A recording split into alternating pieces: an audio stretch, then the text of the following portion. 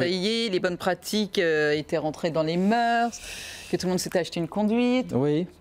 On pensait. On pensait, et non, en fait, effectivement. Non, on pensait que les retards de paiement continuaient de baisser. Ils ne baissent plus, très exactement. Bonsoir, Denis Le Bossé, bonsoir. Bonsoir. Président du cabinet ARC, cabinet de recouvrement de créances, dont nous dégustons jour après jour depuis des années les publicités sur BFM Business. Si vous écoutez de manière concrète, régulière BFM Business, vous connaissez, ce serait presque grave. Non, ce serait drôle si ce n'était pas aussi grave. Voilà, exactement. Les retards de paiement se sont élevés encore l'an dernier à 11 jours en moyenne. Alors que ça faisait des années que ça baissait, ça ne baisse plus d'un seul coup. Qu'est-ce qui se passe, Denis Le Bossé? Est-ce que vous sentez qu'il y a du relâchement après quelques années plus vertueuses en France? 11 jours, c'est 19 milliards d'euros.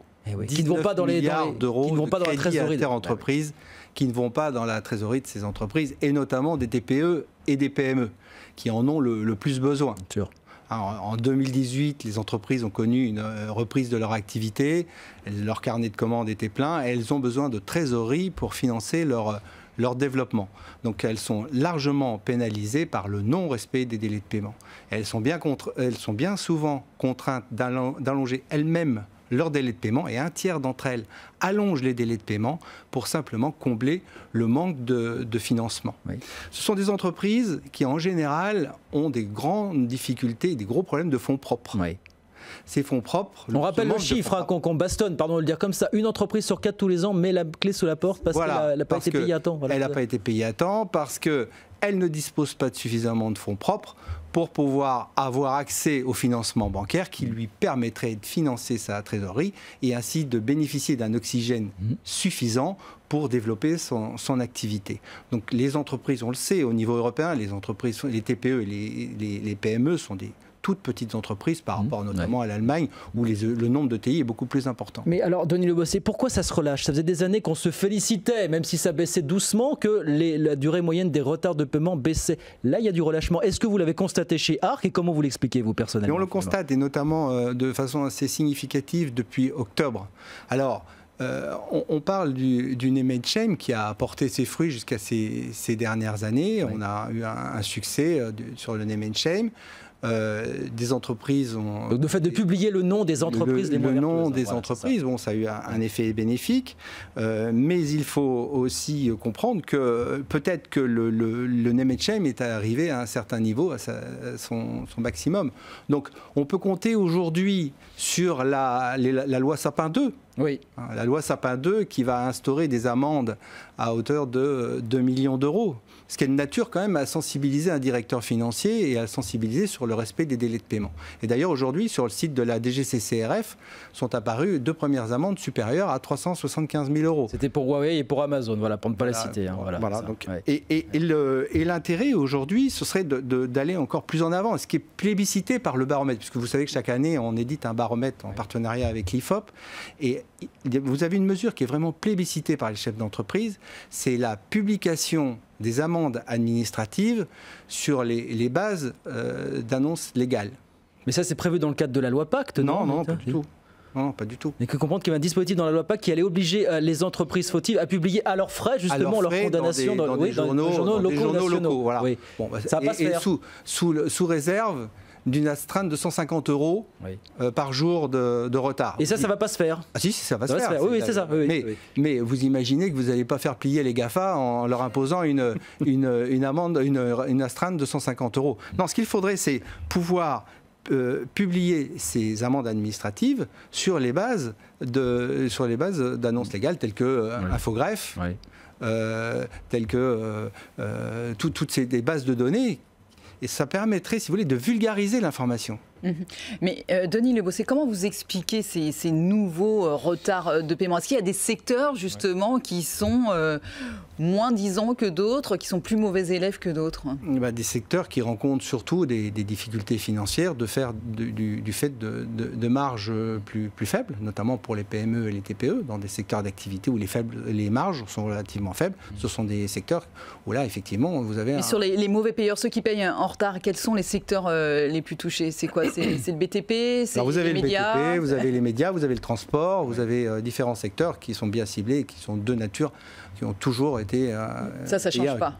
Avec un peu de retard. Ouais. Vous avez dit tout à l'heure, depuis octobre, on a senti un changement. Qu'est-ce qui s'est passé en fait depuis octobre finalement Je pense qu'il y a un début de retournement de l'économie. C'est ça. Parce qu'il y a 10 000 raisons pour lesquelles une boîte paye en retard. Mais est-ce que vraiment la conjoncture... Mais là, on voit une accélération quand même des retards, des difficultés financières.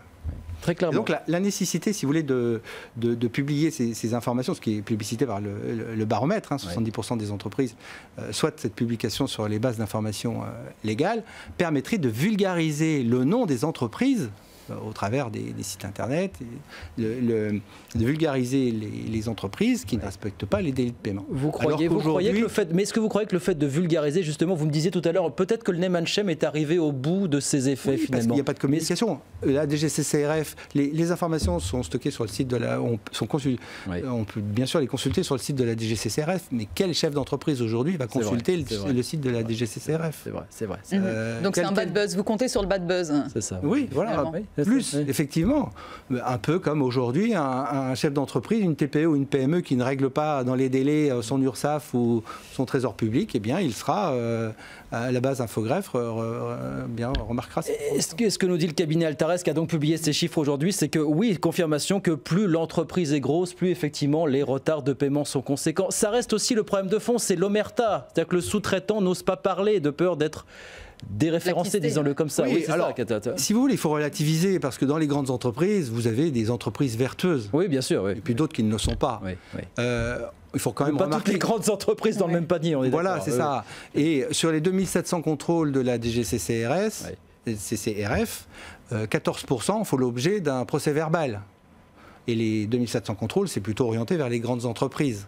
Donc, il faut quand même reconnaître qu'il y a effectivement des entreprises qui ne sont absolument pas vertueuses du tout, mais un bon nombre d'entre elles ont quand même fait des efforts au fil des années. Et je pense que les nouvelles amendes issues de la loi Sapin à 2 millions d'euros vont quand même inciter les directeurs financiers à être un peu vertueux. Oui, mais à vous entendre, c'est plus le buzz, le bad buzz que le montant des amendes qui va être dissuasif. C'est ce qui ressort de notre baromètre et c'est ce que plébiscite 70% des entreprises interrogées. Vraiment, je ne fais que rapporter... Mais on pouvait imaginer qu'avec la digitalisation, avec la numérisation, tout ça pouvait être plus rapide parce qu'il n'y avait plus de problème de paperasse qui se perd, de choses, que tout ça pourrait être plus fluide. Bien sûr, la dématérialisation est un élément essentiel du respect des délais de paiement. Mais ça n'empêche pas que vous avez 74% des entreprises qui invoquent des litiges non fondés pour se soustraire à la LME. C'est un sport national. Alors maintenant, ce n'est plus la facture non reçue parce qu'on la reçoit par mail, donc c'est plus difficile de ne plus la recevoir.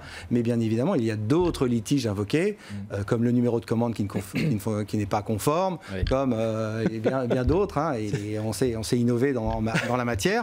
Et ce qui fait qu'aujourd'hui, malheureusement, le constat est encore là. Et c'est contre tous ces contournements que vous battez, vous, au quotidien, chez Arc International? Oui, bien sûr, on est confronté à ce genre d'entreprise. Il nous reste une minute de Denis Le Bossé. Je voudrais qu'on rappelle aussi qu'on parle beaucoup des entreprises privées depuis tout à l'heure, mais rappelez quand même que le plus mauvais payeur dans l'histoire, ça reste l'État et certaines grandes entreprises publiques finalement. Faut quand même les entreprises publiques sont moins contrôlées par la DGCCRF que les entreprises privées.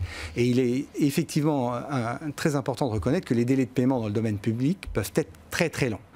Il y a un chiffre de notre baromètre qui est essentiel, c'est qu'aujourd'hui 59% des PME ne veulent pas répondre aux appels d'offres du domaine public de peur de ne pas être payés. 59%. C'est quand même un chiffre significatif. Alors que c'est l'État qui est derrière. Et vous avez 59% des PME qui vous disent « j'y vais pas ». Voilà, 59% des PME qui disent « non, je préfère pas répondre parce qu'elles n'ont pas la garantie d'être réglées dans les délais ». Alors c'est vrai que la loi Pacte a prévu une disposition, un acompte à la signature du marché qui passe de 5% à 20%. Bon, encore faut-il que l'acompte soit réglé dans les délais, parce qu'on l'augmente, mais encore faut-il le régler dans les délais. 59% des PME refusent de répondre à des appels d'offres de l'État de peur de ne pas être payés. Voilà. C'est un chiffre quand même assez révélateur, on est d'accord. On retiendra. Merci beaucoup Denis Le Bossé, merci beaucoup d'avoir été avec nous, patron du cabinet ARC, cabinet de recouvrement de créances.